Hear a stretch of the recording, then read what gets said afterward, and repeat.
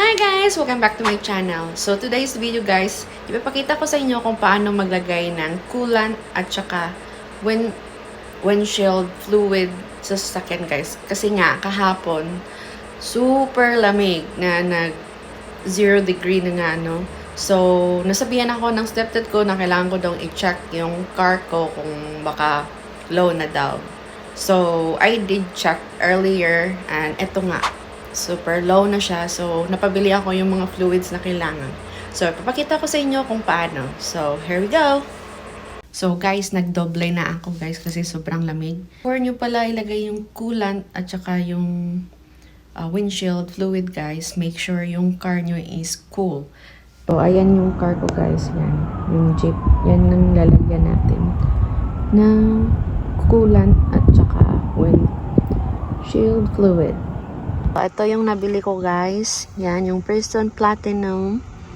Ayun yung anti-freeze coolant. At saka ito yung pang windshield washer fluid guys. No? So, winter formula kasi nga super lamig. Tsaka, ito, panel. Kailangan natin to. And then, bumili din ako nito. De-icer spray. Kasi konti na lang yung isa ko. So, make sure na may extra ako kasi minsan need natin yan sa windshield, no?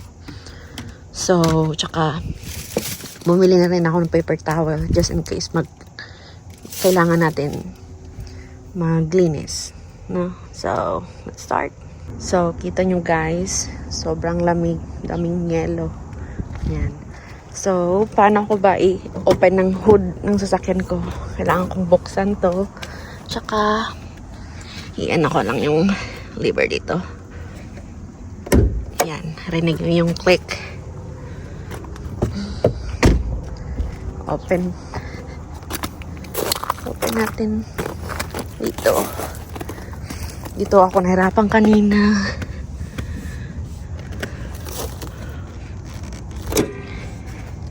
Open ko lang. So finally, open it guys. So, yan.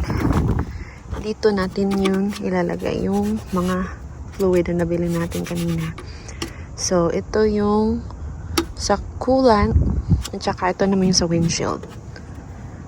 Ito nyo naman gano'n siya kababa guys. Yan. So, may indication siya saan full. So, yan. Diyan natin lalagyan.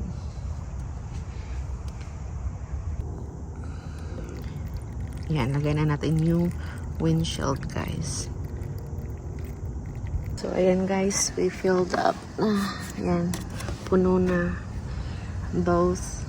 Tsaka, nakalimutan kong bumili nito para dito, guys. Pero parang, hindi naman siya kailangan today. Ito lang yung kailangan natin. Filled up.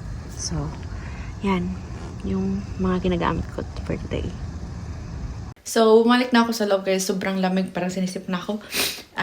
Kung may natutunan kayo sa video ko, please pa-like and share lang po guys. And don't forget to subscribe my channel. And see you next time. Bye for now.